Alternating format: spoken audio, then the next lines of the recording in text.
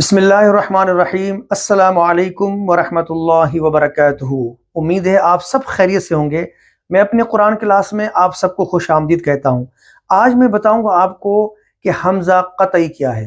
قرآن مجید میں حمزہ قطعی کس کو بولتے ہیں اور حمزہ قطعی کو پڑھنے کا طریقہ کیا ہے۔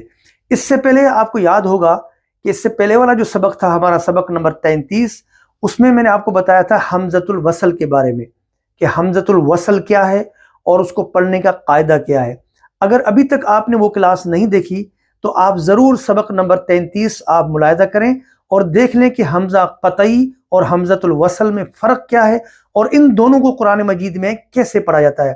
حمزۃ الوصل کے بارے میں نے بتایا تھا آپ کو کہ اگر یہ درمیان میں آئے گا، درمیان کلام میں آئے گا تو وصل ہو جاتا ہے، اس صورت میں حمزہ کو نہیں پڑھا جاتا۔ لیکن حمزۃ الوصل سے اگر کلام شروع ہوگا، بات شروع ہوگی، کوئی آیت شروع ہوگی، کوئی لفظ شروع ہوگا تو حمزۃ الوصل کو پڑھا جائے گا۔ جیسے میں نے مثال بھی دی تھی کہ الرحمن الرحیم، اگر اس کو ہم پڑھیں گے الحمدللہ رب العالمین الرحمن الرحیم، الحمدللہ رب العالمین، اگر یہاں وقف کریں گے تو الرحمن الرحیم پڑھیں گے، الرحمن الرحیم مالک یوم الدین۔ الرحمن پہ اگر وقف کریں گے تو پھر پڑھیں گے الرحیم، لیکن الرحمن الرحیم تو یہاں پر حمزہ وصل ہو گیا، وصل کی صورت میں نہیں پڑھا جاتا۔ لیکن آج میں آپ کو بتاؤں گا حمزہ قطعی۔ تو آپ یہ کلاس، پوری کلاس میری دیکھیے اس چینل میں، اس ویڈیو میں آخر تک رہیں تاکہ آپ کو پتہ چلے کہ حمزہ قطعی کیا ہے اور اس کو پڑھنے کی کیا صورت ہے۔ اب حمزہ قطعی کا جو قاعدہ ہے، قاعدہ یہ ہے کہ حمزہ قطعی چاہے کلام کے ابتدا میں ہو یا درمیان میں ہو، دونوں صورتوں میں حمزہ قطعی پڑھا جائے گا۔ اور حمزہ قطعی کی پہچان کیا ہے؟ دیکھیں، جیسے میں نے بتایا کہ حمزہ دو طرح کا ہے، ایک عین کی طرح اور ایک یہ حمزہ الف کی طرح۔ حمزہ قطعی کی پہچان ہے کہ حمزہ کے اوپر کوئی حرکت ہوگی، یہ حمزہ قطعی ہے، یا یہ دیکھیے یہ حمزہ قطعی ہے، یعنی یا تو زبر ہو یا زیر ہو یا پیش ہو یا دو زیر ہو یا دو اس طرح آپ سمجھے کوئی بھی حرکت ہو تو یہ حمزہ قطعی ہے اور اس کو ہر حال میں پڑھا جائے گا۔ اس کو ہر حال میں اس حمزہ قطعی کو پڑھا جائے گا۔ آج کی کلاس میں بتاؤں گا کہ حمزہ قطعی کیا ہے۔ پہلے یاد رکھ لے کہ حمزہ قرآن میں دو طرح کا ہوتا ہے، میں پہلی کلاس میں بتا چکا تھا۔ ایک حمزہ ہوتا ہے یہ عین کی طرح، اور دوسرا حمزہ ہوتا ہے یہ الف کی طرح، یعنی اس کے اوپر جب کوئی حرکت آ جائے جیسے زبر، زیر، پیش، یا اسی طرح دو زبر، دو زیر، دو پیش آ جائے، کھڑی زبر، کھڑی زیر، الٹا پیش، یا اس میں ہم الف یہ ساکن بھی آ جائے، سکون بھی آ جائے تو یہ ہو جائے گا حمزہ۔ تو یہ میں بتا چکا ہوں کہ حمزہ قرآن میں دو طرح کا ہوتا ہے، ایک یہ عین کی طرح اور یہ حمزہ الف، جب اس کے اوپر کوئی سائن آ جائے گا تو حمزہ ہو جائے گا۔ اب آج یہاں پر یہ بتانا مقصود ہے کہ حمزہ قطعی کیا ہے، حمزہ قطعی اور حمزہ وصلی میں فرق کیا ہے۔ پہلے فرق جان لے۔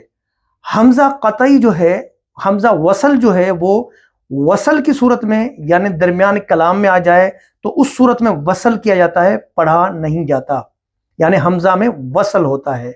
جیسے اہدنا الصراط المستقیم صراط الذین انعمت علیہم، صراط الذین، یہ الذین جی لام سے پہلے جو الف ہے اس میں وصل ہو گیا۔ تو یہ بنیادی فرق ہے قطعی اور وصل میں کہ حمزہ وصلی وصل میں نہیں پڑھا جاتا، وصل کیا جاتا ہے، لیکن کلام اس سے شروع ہو تو اس صورت میں پڑھا جاتا ہے۔ لیکن حمزہ قطعی چاہے وہ کلام کے شروع میں ہو، ابتدائی کلام اس سے ہو، یا کلام کے درمیان میں ہو، یعنی آیت جو شروع ہو رہی ہے وہ حمزہ سے شروع ہو یا درمیان میں حمزہ ہو، دونوں صورتوں میں حمزہ قطعی کو پڑھا جاتا، یہ بنیادی فرق ہے۔ اب یہاں پر حمزہ قطعی کو مثالوں کے ذریعے میں آپ کو سمجھاتا ہوں۔ دیکھیے یہ صراط الذین انعمت علیہم، یہ حمزہ قطعی ہے۔ اب دیکھیے اس کے اوپر زبر ہے، اب یہ درمیان کلام میں ہے، ہر حال میں اس کو پڑھا جائے گا، اسے کہتے ہیں حمزہ قطعی، یعنی کلام کے شروع میں ہو یا درمیان کلام میں ہو، دونوں صورت میں حمزہ قطعی پڑھا جائے گا۔ صراط الذین انعمت علیہم. اور اسی طرح یہاں پر حمزہ وصل کی مثال ہے. اب دیکھیں یہ جو یہ الف ہے یہ حمزہ وصل ہے، لیکن وصل کی صورت میں اس کو نہیں پڑھا، لیکن صراط کو الگ کر کے، اور اگر ہم اس کو صرف پڑھیں گے الذین تو پھر اس صورت میں یہ پڑھا جائے گا، لیکن وصل میں حمزہ وصل نہیں پڑھا جائے گا. لیکن حمزہ قطعی کی یہ خصوصیت ہے کہ درمیان میں ہو یا شروع میں ہو دونوں صورت میں پڑھا جائے گا. اسی طرح ان اللہ، ان یہ حمزہ قطعی ہے، ٹھیک ہے، یہ حمزہ قطعی ہے، یہ کلام کے شروع میں آیا ہے. اور اسی طرح یہ وَإِنَّ، اب یہاں پر یہ حمزہ قطعی ہے، اس سے پہلے واو ہے، یہاں پر پڑھا گیا، یہ یعنی الف کی طرح جو حمزہ ہے اس کو پڑھا گیا. اب اگر حمزہ یہ یعنی درمیان میں جیسے آ جائے، جیسے سورہ نصر کی آیت ہے، اب یہاں پر دیکھیے یہ بھی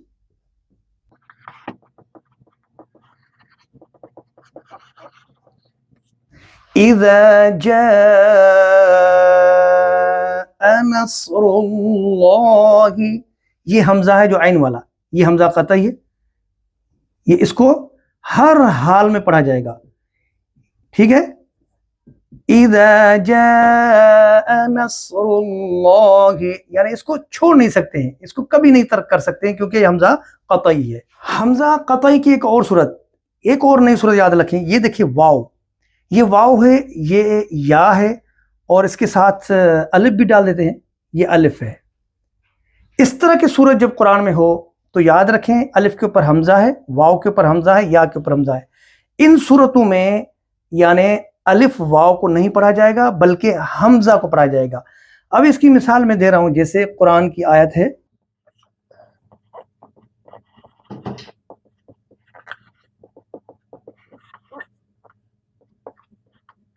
یہ دیکھیے آپ، ام لہم شرکاء، یہاں پر واو کے اوپر حمزہ ہے اور اس کے اوپر پیش ہے. تو میں نے بتایا تھا کہ حمزہ قطعی متحرکی ہوگا، تو یہاں پر واو کو نہیں پڑھیں گے، یہاں پر حمزہ کو پڑھیں گے. اسی طرح یا کے اوپر جب حمزہ آ جائے تو حمزہ کو پڑھیں گے، یا کو نہیں پڑھیں گے. الف کے اوپر آ جائے تو الف کو نہیں پڑھیں گے بلکہ حمزہ کو پڑھیں گے. اب حمزہ اگر ساکن ہو، حمزہ قطعی ساکن ہو، اس کی مثال سورہ فیل کے اندر فَجَعَلَهُمْ كَعَصْفٍ مَأْكُولٍ، یہ جو ہے یہ حمزہ قطعی ہے، یہاں ساکن ہے. جب حمزہ ساکن ہو یعنی دونوں حمزہ، دونوں صورت والا، عین والا حمزہ، یہ جو عین ہے یہ عین والا حمزہ، یہ ساکن ہو یا یہ حمزہ ساکن ہو، ان کو جھٹکا، ہلکا سا جھٹکا دیں گے. اور فَجَعَلَهُمْ كَعَصْفٍ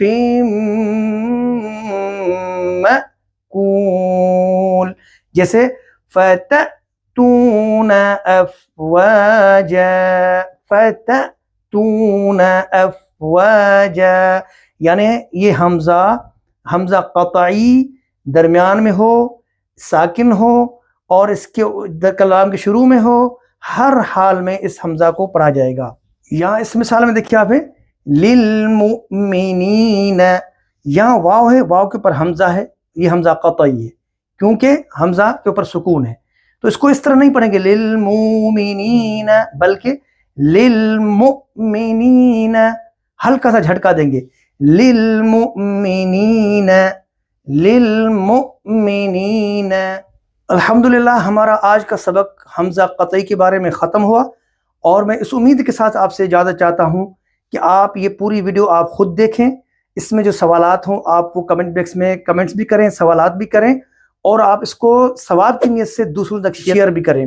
میں اگلی ایک ویڈیو تک میں آپ سے اجازت چاہتا ہوں، اس امید کے ساتھ کہ انشاءاللہ تعالی پھر ملیں گے. اللہ حافظ. السلام علیکم ورحمۃ اللہ وبرکاتہ.